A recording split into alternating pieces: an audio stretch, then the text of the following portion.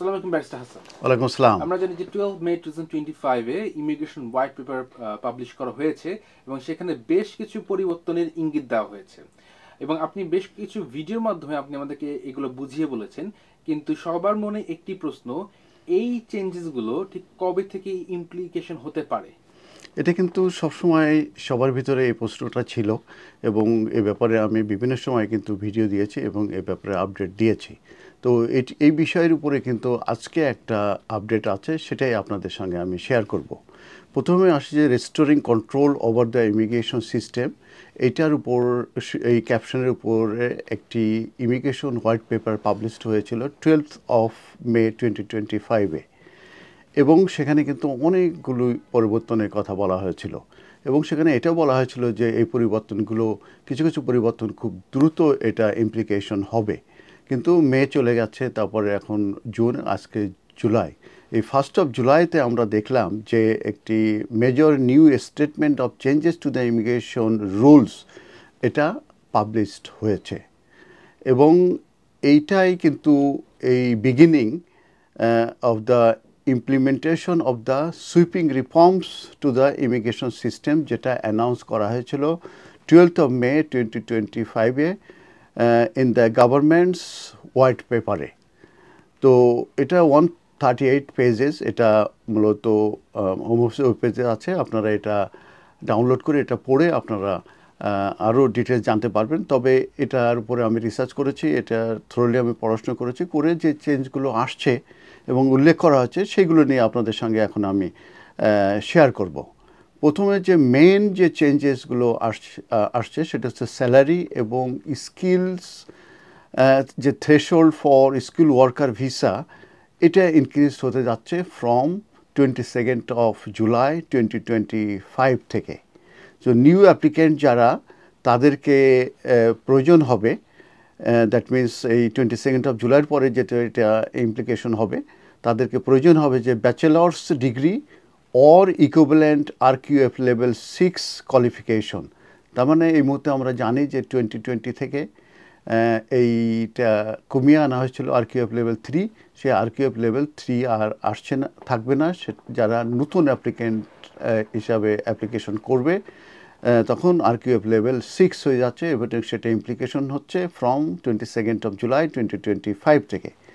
এবং এই তাদের যে এক্সপ্লেনেটরি মেমোরেন্ডাম আছে সেখানে বলা হচ্ছে যে এই চেঞ্জের কারণে প্রায় 180 অকুপেশনস যেগুলো এলিমিনেটেড হয়ে যাচ্ছে from the list of eligible roles under the skill worker route. তো মানে স্কিল ওয়ার্কার রুটে যেসব এলিজেবল রোলস আছে সেই রোলগুলোর ভিতর থেকে 180 অকুপেশনস নাই হয়ে যাচ্ছে, তার কোনো এক্সিস্টেন্স আর থাকবে না এই 22 জুলাই 2025-এর পরে।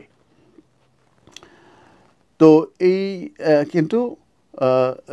কিন্তু যেটা বলা হয়েছে যে যারা অলরেডি এই অকুপেশনসগুলোতে আছে, মানে লেভেল 3-তে আছে, RQF লেভেল 3-তে, তারা কিন্তু কন্টিনিউ করবে,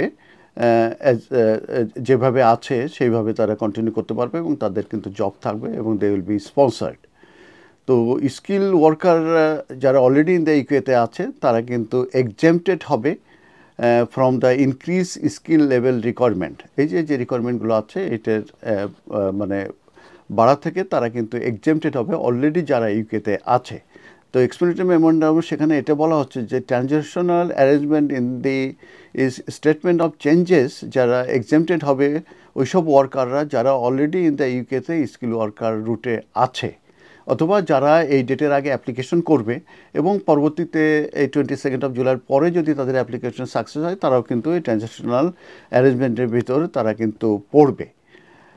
এরপরে আরেকটা চেঞ্জের কথা বলা হচ্ছে, সেটা হচ্ছে যে স্যালারি থ্রেশহোল্ড। আমরা এই মুহূর্তে জানি যে 25,000 আছে যেটা কেয়ার কিংবা সিনিয়র কেয়ারারদের জন্য, তারপরে নিউ এন্ট্রান্টদের জন্য 31,000 মতো আছে, তারপর 38,700 আছে। এই যে স্যালারি থ্রেশহোল্ড আছে, এই স্যালারি থ্রেশহোল্ডের উপরে স্কিল ওয়ার্কার অফ দ্য জন্য এটা কিন্তু একটা সিরিয়াস পরিবর্তন কিন্তু আসছে এবং সেখানে বলা হয়েছে যে annual survey of hours and earnings এদের ডেটা ইউজ করা হয়েছে এবং 1 এপ্রিল 2025-এ যে ন্যাশনাল মিনিমাম ওয়েজেস যে বাড়ানো হয়েছে এইগুলোর উপরে এবং হোয়াইট পেপারে যেসব কিছু বলা হয়েছে এইগুলোর পরিপ্রেক্ষিতে একটা যে বেস লাইন যেটা মিনিমাম স্যালারি যেটা স্কিল ওয়ার্কারদেরকে স্পন্সর করা যাবে এটা কিন্তু রাইজ হবে, এটা হবে বলা হয়েছে ইন ফিউচারে, এবং সেটার কথা বলা হয়েছে 38,700 এই মুহূর্তে আছে, যেটা বেড়ে হয়ে যাবে হয়তো বা 41,700। আর আমরা জানি পিএইচডি লেভেলের যারা আছে তাদের জবের ক্ষেত্রে কিন্তু স্যালারি কিছুটা তারা ছাড় পেয়ে থাকে, কম হয়, যেটা এই মধ্যে 34,830 পাউন্ড আছে, যেটা ইনক্রিজ হয়ে 37,500 হয়ে যাবে।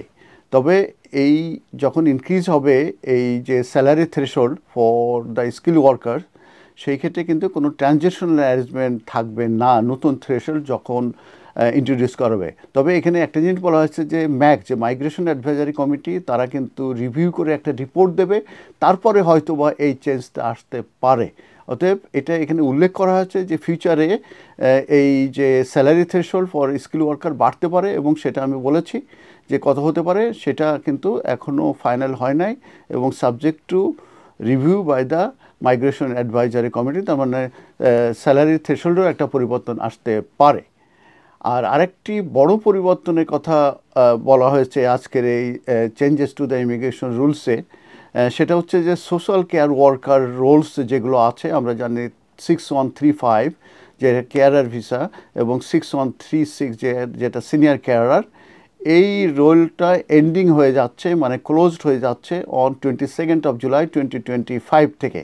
তার মানে এই যে 3165 এবং 3136 যেটা সোশ্যাল কেয়ার ওয়ার্কার রোলস, এটা এন্ডিং হয়ে যাচ্ছে 22 জুলাই 2025 থেকে। এন্ট্রি ক্লিয়ারেন্স, তার মানে ওভারসিজ থেকে আসা একদম শাটডাউন হয়ে যাচ্ছে, বন্ধ হয়ে যাচ্ছে। তবে এখানে যেটা এটার কারণ দেখানো হয়েছে যে সবাই জানে যে ওয়াইড স্প্রেড অ্যাবিউজ হয়েছে, এক্সপ্লয়টেশন হয়েছে এবং নন কমপ্লায়েন্স হয়েছে এই সেক্টরে, সেই কারণে মূলত এটা বন্ধ করে দেওয়া হচ্ছে। তবে যে নিউ ওভারসিজ অ্যাপ্লিকেন্টস তারা মূলত মানে আসতে পারবে না, সেগুলো আর অ্যাকসেপ্টেড হবে না।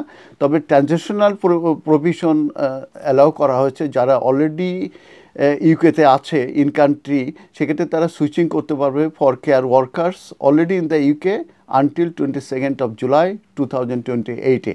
তার মানে ইন কান্ট্রি যারা এই 3165 কিংবা 6135 এবং 6136-এ আছে, তারা ইন কান্ট্রি সুইচ করতে পারবে ফর কেয়ার ওয়ার্কার্স যারা অলরেডি ইন দ্য ইউকেতে আছে আনটিল 22 জুলাই 2028 পর্যন্ত।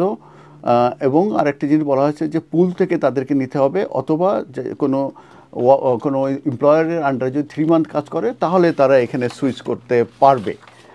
আর যে নিউ টেম্পোরারি যে শর্টেজ একটা অকুপেশন লিস্ট হতে যাচ্ছে, সেটা মূলত টাইম লিমিটেড ইমিগ্রেশন অ্যাক্সেস থাকবে, যেটা লেভেল 3 অ্যাকসেপ্ট হবে, আর কেউ লেভেল 3 অ্যাকসেপ্ট হবে। কিন্তু সেখানে বলা হয়েছে যে এই টেম্পোরারি শর্টেজ লিস্টের যারা থাকবে তারা অ্যালাউড হবে না তাদের ডিপেন্ডেন্ট আনতে ইন দ্য ইউকেতে। আর যে স্যালারি থ্রেশহোল্ড অ্যান্ড ভিসা ফিস যেটা ডিসকাউন্ট হয়ে থাকে সেগুলো রিমুভ করা হবে। তবে আমরা এটা জানি যে নেট মাইগ্রেশন কমানো থেকে কিংবা এটা সিস্টেমটাকে আরও মানে কন্ট্রোল করার জন্য, কমপ্লিট রিসেট করার জন্য এবং যে ইমিগ্রেশন সিস্টেমটাকে রেস্টোর করার জন্য মূলত এগুলো করা হচ্ছে। আরও কোনো আপডেট যদি থাকে এসব বিষয়ে তাহলে আমি আবারও ভিডিও নিয়ে আসবো। আপনারা আমাদের ভিডিও দেখবেন, কমেন্ট করবেন, শেয়ার করবেন এবং আমরা MQ হাসান সলিসিটরস আমরা এ ব্যাপারে এক্সপার্ট হয়ে যাচ্ছি। আপনারা আমাদের সঙ্গে যোগাযোগ করতে পারেন, আমরা আপনাদেরকে সাহায্য করতে পারবো। ধন্যবাদ।